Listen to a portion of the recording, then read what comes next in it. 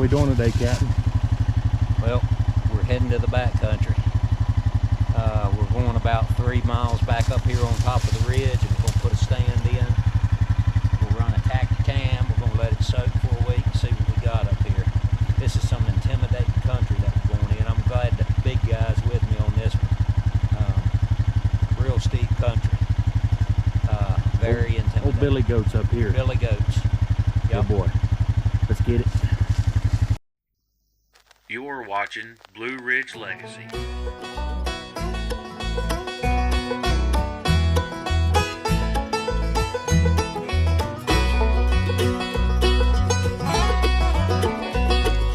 Blue Ridge Legacy,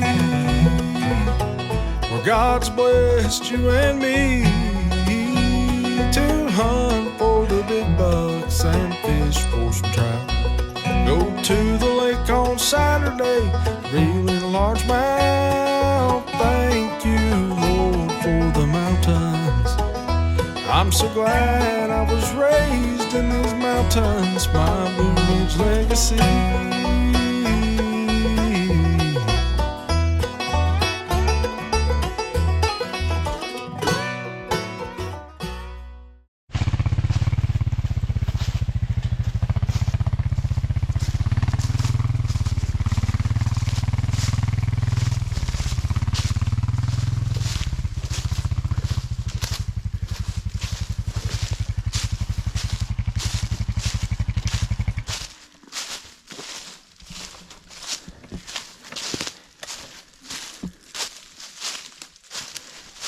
You want to cut this down?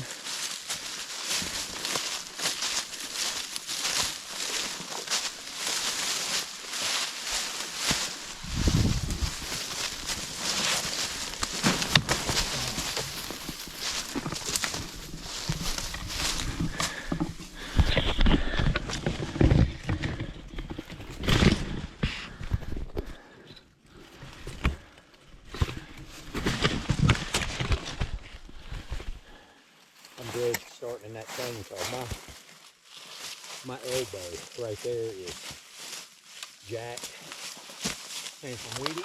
I sweat part of it.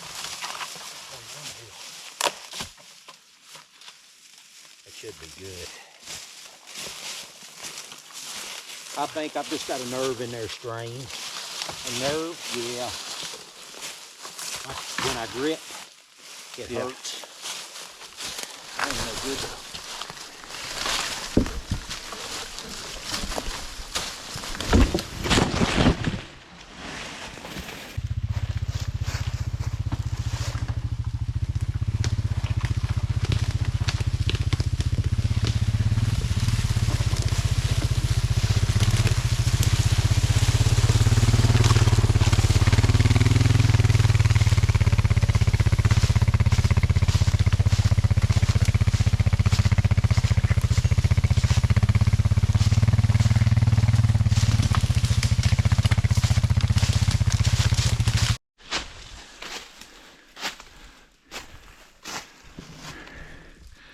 All right, boys.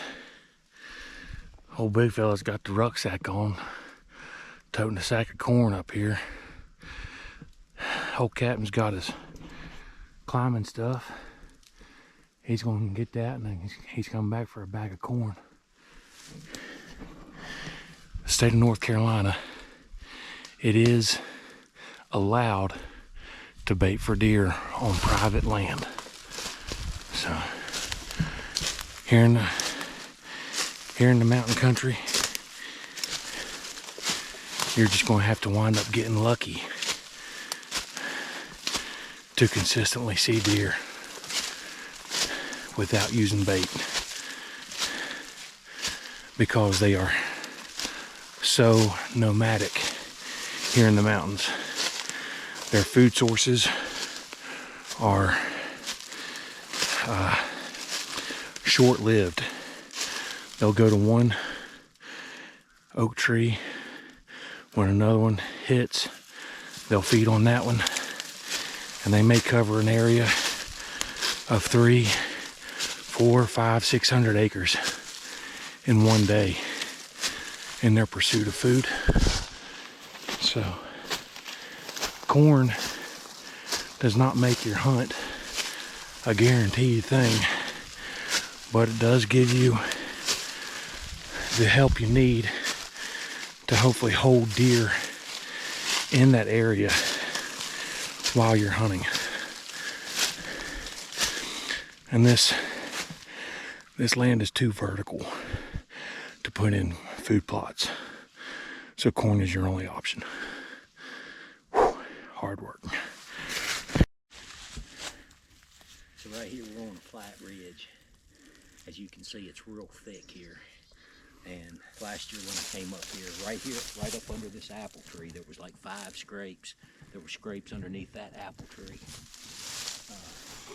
But you got a thick ridge. Now this is gonna look a whole lot different here in about 3 weeks. We might have had one frost here, but a lot of this will be dying down. I don't think there's a ton of deer in here, but during the rut, if you see this hole in the fence right here, there's only a couple holes that they can get through, and this is one right here at my stand.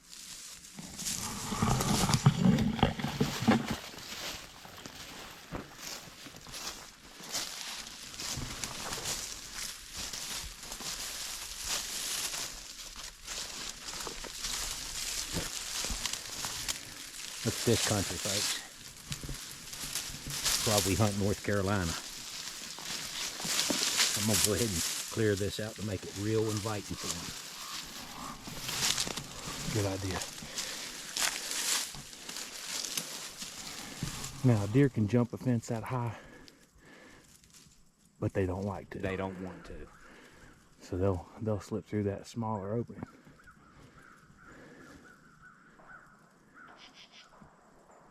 Yeah, boy. Oops. So, right there's that gap in the fence. Right there.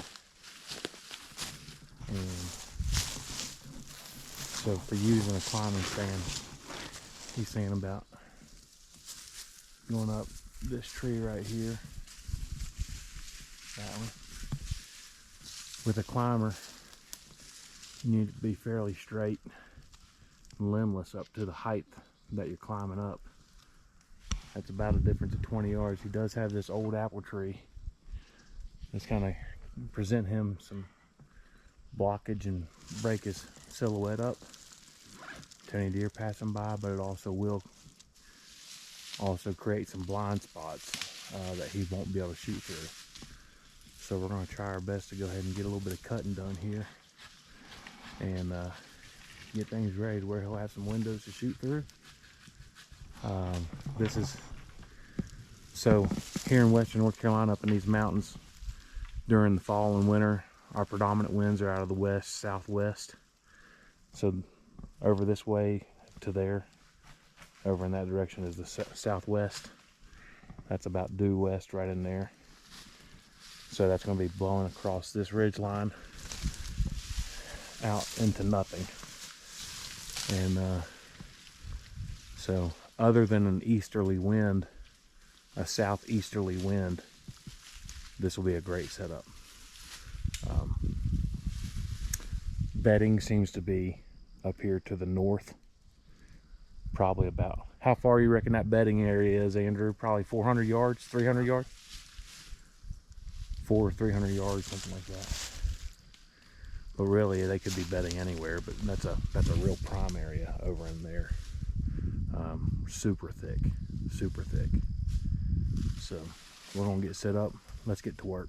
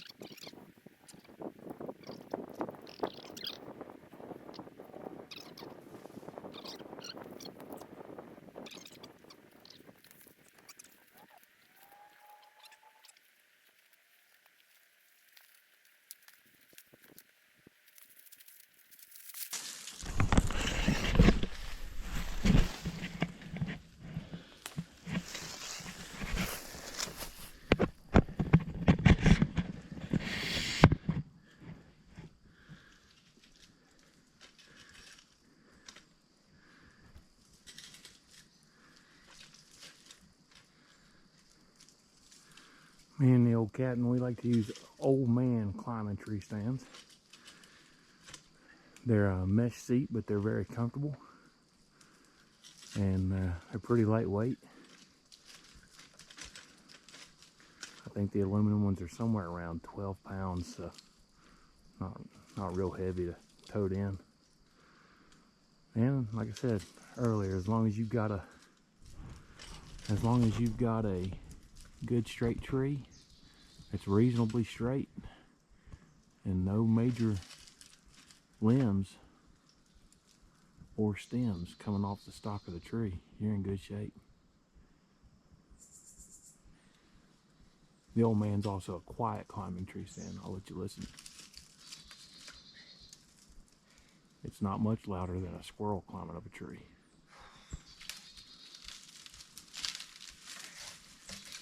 Easy.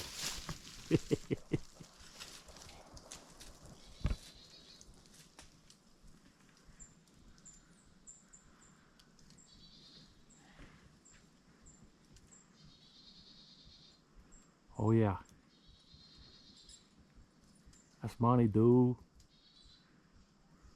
Alright, I'm gonna stop recording. Here he comes, folks. El Capitan. Just like a dang ninja. You know, they call us the samurai of the woods up here in Lester. As I fall down. Only thing you hold you to the tree is your lips. I love this tree though. It ain't every day you can find it. It's quiet. Yeah. That's what I told him. I said, these old mans are quiet, but you're really not making any more noise than a squirrel would. There's no metal on metal sounds. All you hear is just a little bit of gentle scraping on the tree bark. See, originally I wanted to set up over there. Yeah. About 100 yards. Yeah, really I saw that opening. out, huh? It's a little open there. Yeah, yeah, it's a little open, but the hole in the fence is right here. That is the unknown trump card of this spot. Yep. Or overlooked trump card of this spot. Trump cards, making hunting great again.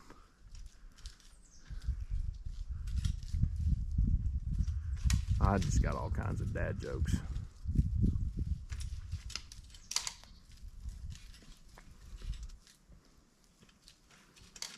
It's not a bad corn carry either, is it? No, no. Not like I thought it was going to be.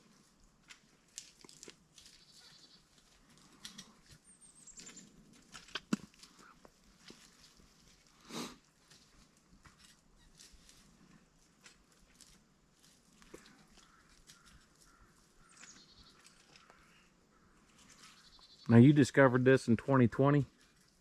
That off season? Longer than that. I used to grouse hunt this. And I'd come up here and grouse hunt. But I really wasn't serious about hunting it. Did me and you and Bruce come up in here and grouse hunt? Maybe. I seem to remember those cliffs. Those big rocks down there. Yeah.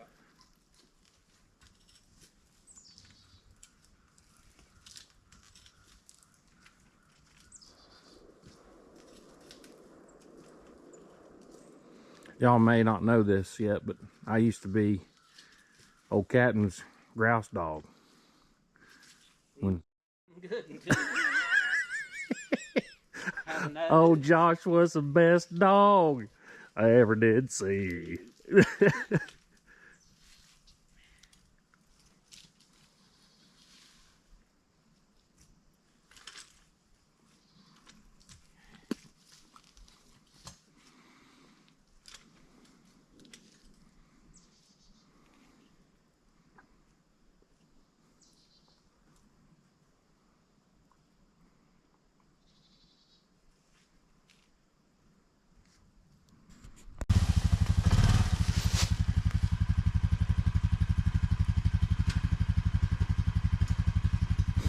Folks, it's all over but the shooting now. I was just telling them it's all over but the shooting now.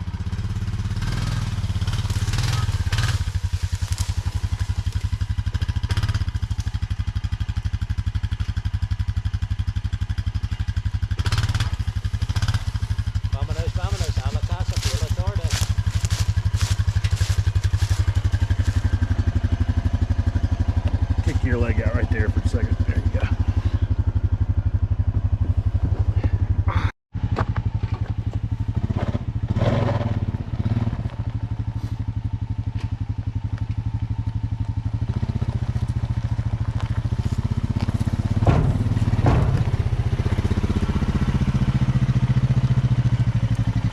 All right, my good BRL family. Man, what a good day we've had. We went in up on the high country, and y'all, it's probably close to a 4-mile ride by way of four-wheeler on old logging roads. And man, got up in there. Captain's found him an awesome spot to hunt. We're excited. Hopefully going. My strap up there, I bet I did. In the tree? No, that goes around. Around the tree, the tether? Yeah. I don't remember. It may be in that rucksack. I bet it's in the pack. I've got one you can use. We'll just get it as soon as we're back to the house. I've got an extra one too. Okay. Yeah. For my other. Safety first, y'all. But yeah, hopefully we're going to be bringing you some footage from that spot. We've hunted this in years past. Me and Captain have. I shot a good buck in here. I mean, he was no high scoring buck, but he is an old mature deer. So I've got him on the wall at the house, and we know there's some. We got some good pictures. Captain got some really good pictures of some boss bucks. So I mean, some absolute stud, giant, monster, mossy horn bucks. So we know the caliber of deer are in here. Of course, you know, it changes from year to year, and there is a lot of country in here for these deer to live in. They have to have a lot of country to be able to make it up in these mountains, because there are no food sources other than trees and browse. Anyhow, y'all stay with us. Come back. Hopefully we'll be bringing you some good hunts here through the rest of the hunting season.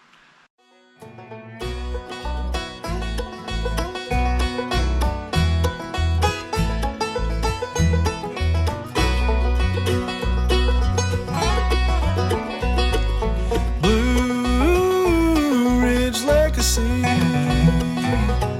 where God's blessed you and me to hunt for the big bucks and fish for some trout. Go to the lake on Saturday, reel in a largemouth. Thank you, Lord, for the mountains. I'm so glad I was raised in these mountains. My